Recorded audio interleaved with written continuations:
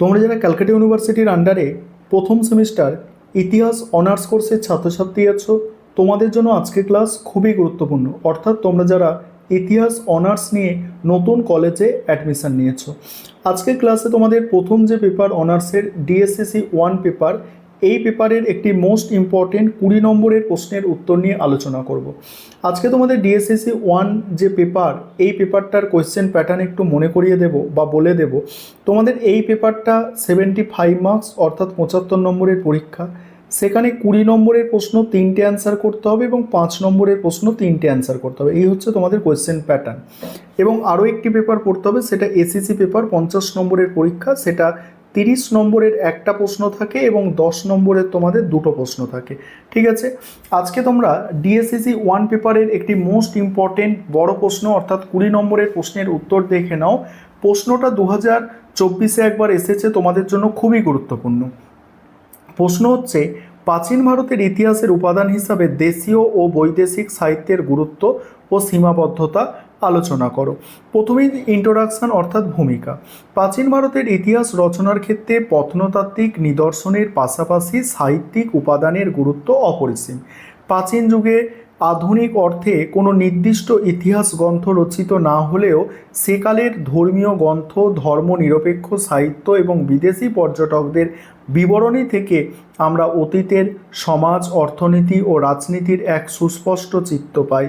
ঐতিহাসিক উপাদান হিসাবে এই সাহিত্যিক উৎসগুলিকে প্রধানত দুটি ভাগে ভাগ করা যায়, দেশীয় সাহিত্য আর বৈদেশিক সাহিত্য। ইতিহাস পুনর্গঠনে এদের উভয়েরই নিজস্ব গুরুত্ব ও সীমাবদ্ধতা রয়েছে।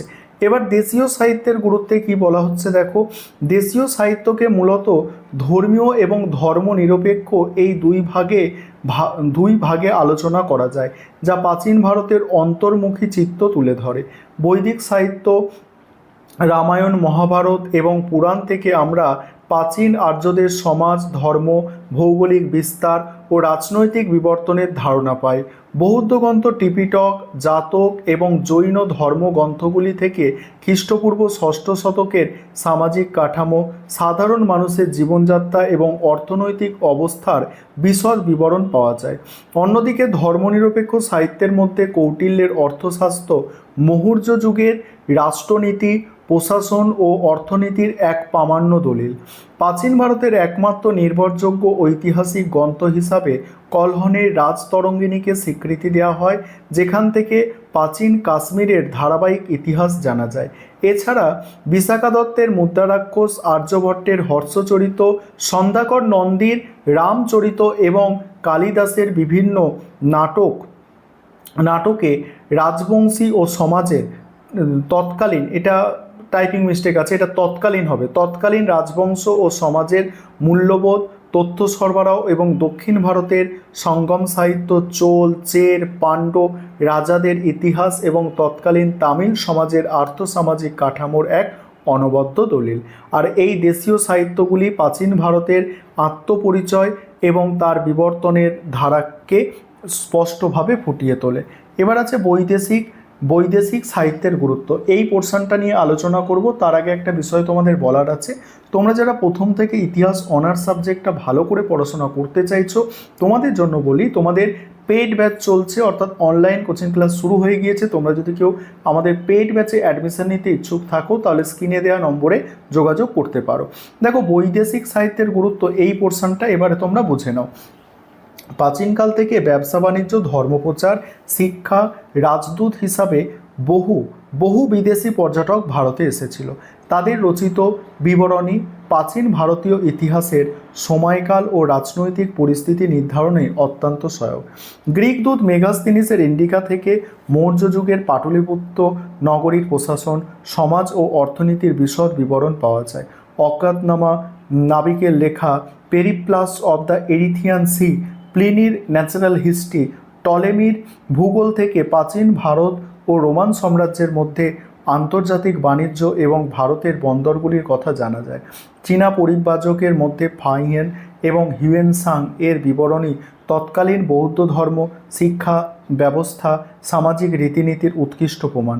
পরবর্তীকালে আরব পণ্ডিত অলবিরনির তাহকিক ই হিন্দ একাদশ শতকে ভারতের বিজ্ঞান, সমাজ, জ্যোতির্বিদ্যা ও ধর্মের এক অসাধারণ ও নিরপেক্ষ দলিল। এই বিদেশি বিবরণগুলি অনেক ক্ষেত্রেই দেশীয় সাহিত্যের ফাঁক পূরণে এবং ইতিহাসের সঠিক কালানুক্রম বা সন তারিখ নির্ধারণে গুরুত্বপূর্ণ ভূমিকা পালন করে। এবার সীমাবদ্ধতায় কি বলা হচ্ছে, যে প্রাচীন ভারতের ইতিহাস নির্মাণে সাহিত্যিক উপাদানের গুরুত্ব অপরিসীম হলেও এর বেশ কিছু স্পষ্ট সীমাবদ্ধতা রয়েছে। দেশীয় সাহিত্যের প্রধান সমস্যা হলো সঠিক কালানুক্রম বা সন তারিখের অভাব। এতে ইতিহাসের সাথে পুরাকাহিনীর বা মিথের সংমিশ্রণ ঘটেছে।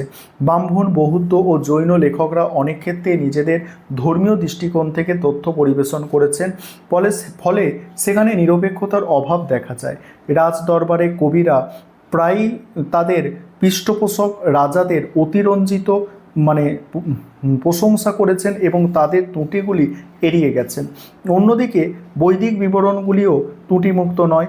বিদেশি পর্যটকরা স্থানীয় ভাষা, রীতিনীতি এবং সংস্কৃতি ঠিকমতো বুঝতে না পারায় অনেক ক্ষেত্রে ভুল তথ্য লিপিবদ্ধ করেছেন। যেমন মেগাস্থিনিস ভারতীয় সমাজের দাসপ্রথার অনুপস্থিতি এবং 7টি জাতির কথা বলেছিলেন, যা বাস্তবের সাথে মেলে না। এছাড়া বিদেশিরা অনেক সময় জনশ্রুতির ওপরে নির্ভর করে তথ্য সংগ্রহ করতেন, যা প্রামাণ্য ঐতিহাসিক তথ্য হিসাবে গ্রহণ করা কঠিন।